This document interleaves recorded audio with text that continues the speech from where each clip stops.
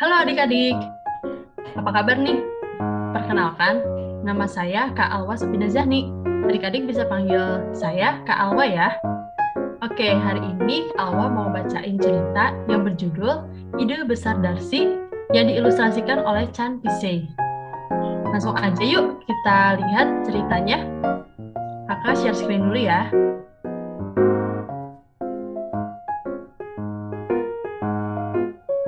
Oke, Darsi dan Citra duduk bersantai di bawah bayangan pohon mangga, menghindari teriknya matahari.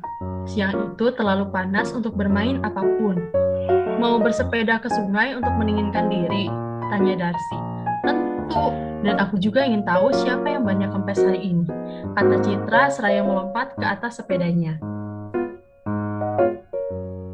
Jalan menuju sungai penuh bebatuan dan duri. Hampir selalu ada anak yang ban sepedanya kempes di jalan. Mereka harus mendorong sepeda sepanjang jalan dan menunggu orang tuanya untuk mengganti ban. Sebenarnya, Darsi suka memecahkan masalah. Hanya saja hal yang satu ini belum bisa ia atasi. Namun, hari ini teramat panas sehingga mereka bersedia mengambil risiko untuk pergi. Yuk balapan ke sungai, teriak Darsi sambil mempercepat laju sepedanya. Akan tetapi, saat ia berbelok di tikungan pertama, ia merasakan ban depannya kempes. Aduh, jangan kempes lagi, teriak Darsi. Aku hanya mau bersantai. Sepedanya masih terisi udara. Keren, seharusnya aku pakai juga smiley face, katanya, seraya menempelkan sebuah stiker menutupi permen karet yang sudah tampak kotor.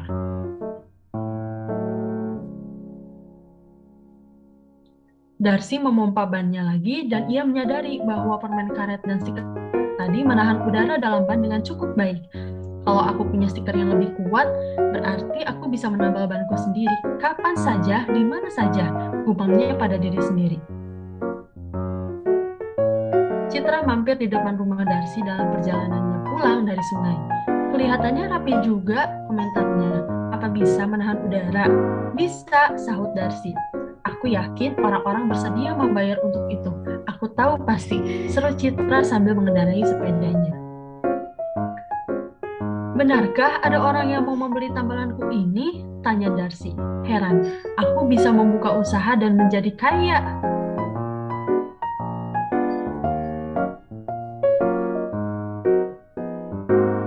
Malam itu saat makan malam, Paman Nimo menceritakan rencananya untuk mengembangkan bisnis kartu ucapannya. Aku juga akan memulai usaha, kata Darsi dengan antusias. Aku akan membuat stiker tambalan sehingga anak-anak bisa menambal ban sepeda mereka sendiri dimanapun tanpa bantuan orang lain. Saat Darsi pada akhirnya berhenti bicara untuk menghela nafas, pamannya yakin bahwa itu adalah ide yang bagus. Apa kamu tahu berapa modal yang kau butuhkan untuk membuat stiker tambalan dan berapa harga jualnya? Tanyanya. Atau bagaimana caranya memantau stok barang, penjualan, dan pemasaran. Darsi memandangi piringnya, hal-hal semacam itu belum terpikirkan sama sekali olehnya. Kemudian sambil tersenyum, ia menatap Paman Nimo dan berkata, "Tidak, tapi bukankah Paman bisa membantuku? Kedengarannya menyenangkan. Kamu harus jadi seorang entrepreneur sepertiku," sahut Paman Nimo sambil tertawa. Seorang apa? Timpal Darsi.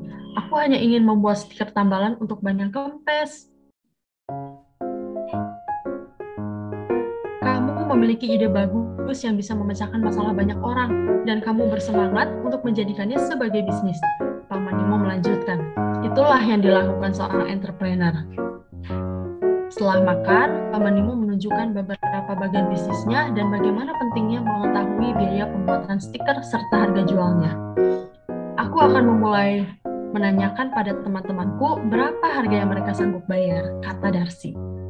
Bagus, jawab Paman Nimo. Itulah yang disebut riset pasar.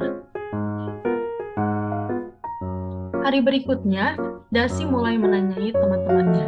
Beberapa mengatakan tak berminat membeli stikernya, tetapi banyak pula yang mengatakan mereka bersedia membayar beberapa ribu rupiah. Bagus, kata Paman Bimo saat Darsi menelponnya untuk menceritakan apa yang telah ia pelajari. Sekarang kamu punya masukan berapa harga jualnya? Aku juga akan ke toko sepeda untuk melihat harga tambalan biasa, katanya pada Paman Bimo. Itu lebih baik, jawabnya. Tambalan biasa adalah produk pengganti sesuatu yang mungkin dibeli orang lain stiker. Darsi merasa perlu meyakinkan anak-anak di sekolah untuk membeli stiker tambalannya. Namun, bagaimana caranya? Ia berpikir bahwa iklan yang terbaik untuk meyakinkan bahwa stiker tambalannya keren ialah dengan menempelkan stiker tersebut di sepeda anak-anak lain. Darsi memutuskan untuk memberikan stiker tambalannya secara gratis kepada beberapa anak dan meminta mereka untuk memasangnya di sepeda mereka. Tak lama kemudian, ide itu berhasil. Setiap anak di sekolahnya ingin punya stiker tambalan juga. Bahkan toko sepeda terdekat pun menelpon untuk membelinya. Hanya saja Darsi mulai kewalahan dengan semua pekerjaan baru itu. Ia tidak merasa senang seperti yang dulu ia bayangkan. Kamu tidak akan terlalu lelah kalau kamu tidak mengerjakan semuanya sendiri, saran pamannya. Darsi langsung teringat pada Citra. Ia selalu teratur, unggul dalam matematika, dan menyukai sepeda. Ia akan jadi rekan bisnis yang sempurna. Citra amat menyukai ide tersebut. Jadi, kedua sahabat itu bekerja sama menjadikan bisnis mereka berkembang.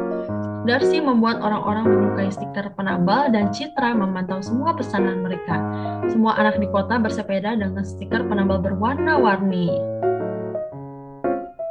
Pada waktu Paman Nimo datang berkunjung beberapa bulan kemudian, Darsi dan Citra menceritakan bisnis mereka. Citra menunjukkan hasil penjualan dan catatan produksi, dan Darsi menunjukkan rencana pemasaran serta ide-ide desain yang baru. Kalian berdua memang entrepreneur yang mengagumkan, kata Paman Nimo. Terima kasih, Paman. Tanpa bantuanmu, aku tak akan pernah menjadikan ide konyolku menjadi bisnis seperti ini. Apakah Paman siap mendengar ideku selanjutnya?